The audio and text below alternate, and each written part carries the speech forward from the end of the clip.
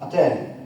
Então, a primeira ponderação que faço, irmãos, é que não apenas considerando o que a gente está lendo aqui, nessa carta enviada à igreja de Éfeso, mas quando a gente lê as demais cartas enviadas às demais igrejas, as outras 6 igrejas, culminando no número de 7 igrejas, a gente vai entender, irmãos, que são prerrogativas do Senhor Jesus quanto à sua igreja.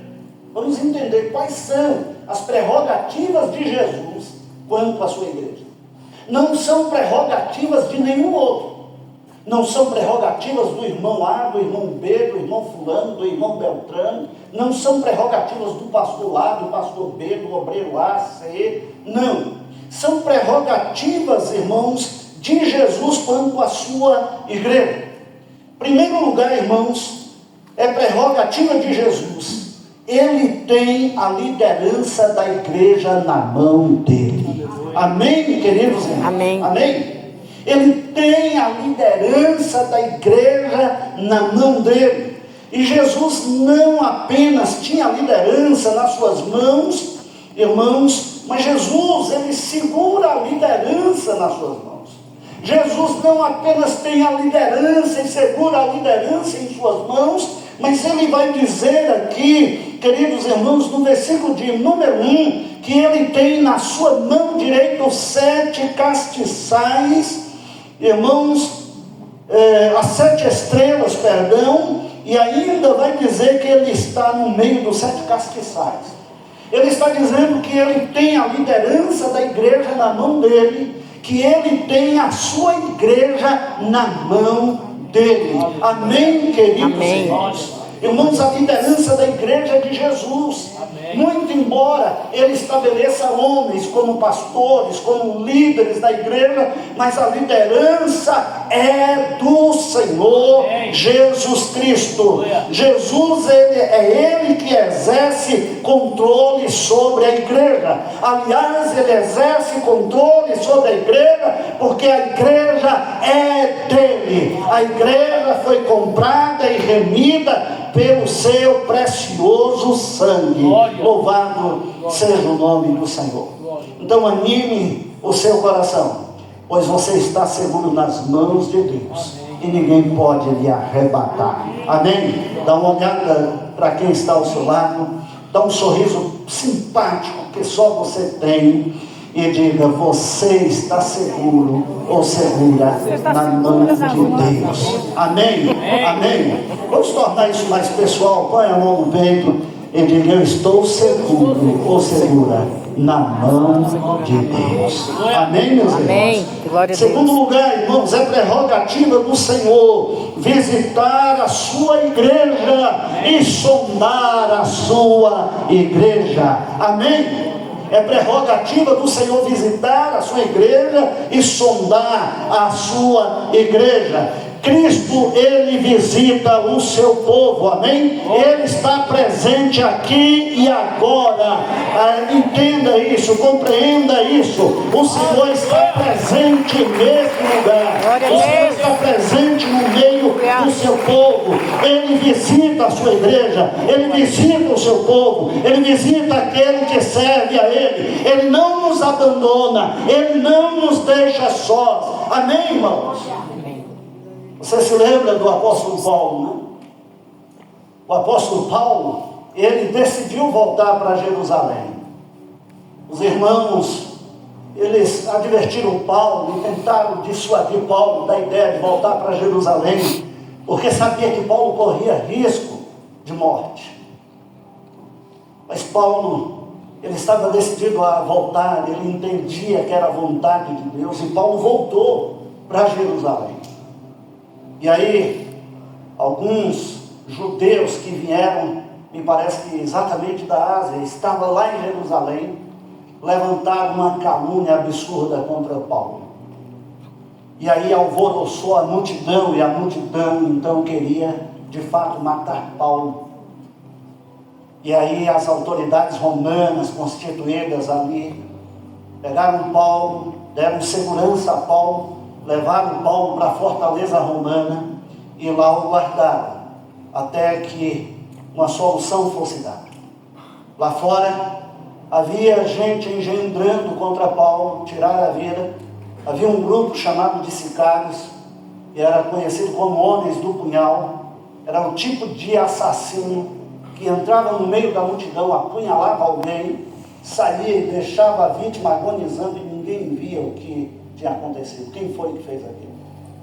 O sobrinho de Paulo, a irmã de Paulo ficou sabendo disso e mandou o seu filho, o sobrinho de Paulo, avisar, e foi avisado, foi redobrado a segurança, e Paulo estava lá, mas a ideia do sinédrio, dos sicários, dos judeus, de um tanto de gente é que Paulo não ficaria vivo. E Paulo está na fortaleza romana, irmãos, no meio da noite, sabendo que corria risco, sabendo que o dia seguinte poderia ser um dia fatídico para ele, e que ele poderia morrer. Quem se apresenta a Paulo? O Senhor. Aleluia. Amém? A Bíblia diz que o Senhor se pôs ao lado de Paulo e disse a Paulo: coragem, porque da mesma forma como você testemunhou aqui em Jerusalém, você vai testemunhar também em Roma. Eu sou o teu escudo. Por quê? Porque Jesus não abandona a sua igreja, queridos irmãos. Jesus não abandona o seu povo. O Senhor, Ele visita a sua igreja, Ele anda no meio da sua igreja. Aleluia. E é lógico que Ele também inspeciona a sua igreja, queridos e amados irmãos. E não tem ninguém que tenha maior zelo pela igreja do que o Senhor Jesus. O nosso zelo jamais excederá o zelo do Senhor Jesus pela sua igreja. Ele tem amor pela sua igreja, Ele tem zelo pela sua igreja, e por isso Ele inspeciona a sua igreja, Ele conhece a sua igreja, Ele sabe quem eu sou, Ele sabe quem você é, Ele sabe a nossa história, Ele conhece a nossa conduta, Ele sabe o que a gente fez no verão passado, Ele conhece todas as coisas, Ele nos conhece. Põe a mão no teu peito. Eu espero que isso traga temor ao seu coração. E diga: Jesus me conhece. Meu Deus. Jesus nos conhece. Jesus está vendo a igreja por dentro, por fora. Mas Jesus encoraja a sua igreja. Jesus repreende quando necessário a sua igreja. Jesus chama a sua igreja de volta. Jesus chama a sua igreja ao arrependimento, queridos irmãos.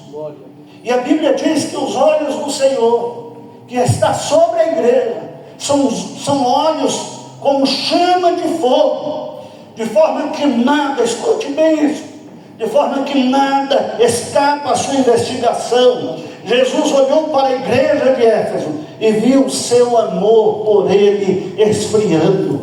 Jesus olhando para a igreja hoje, o que ele vê? Jesus olhando para você hoje, o que ele vê?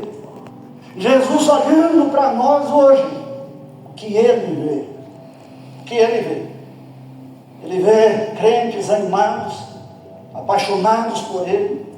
Como ele nos vê? Como ele nos percebe, queridos irmãos. É prerrogativa de Jesus elogiar a sua igreja. Sim, o mundo anda olhando para nós e procurando em nós defeitos. E talvez nos estigmatizando, pois de fato somos estigmatizados. O mundo não apenas vê, nós temos defeitos. Quem disse que não temos? Quem disse, igreja, que nós somos perfeitos? Quem disse que a igreja de Jesus nesta terra é perfeita? A igreja de Jesus nesta terra não é perfeita. Nós, os crentes, não somos perfeitos. Volto a dizer, nós temos fraquezas, nós temos debilidades, nós pecamos. Não que o pecado deva ser uma prática recorrente na nossa vida, mas nós falhamos, querida igreja de Jesus. Mas o mundo coloca defeitos em nós. Coloca defeitos. Mas é prerrogativa de Jesus elogiar a sua igreja. E Ele elogia a sua igreja. Ele que conhece a sua igreja sabe do esforço do seu povo. Sabe da dedicação do seu povo. Sabe quando nós nos doamos por Ele, por sua obra. Ele sabe.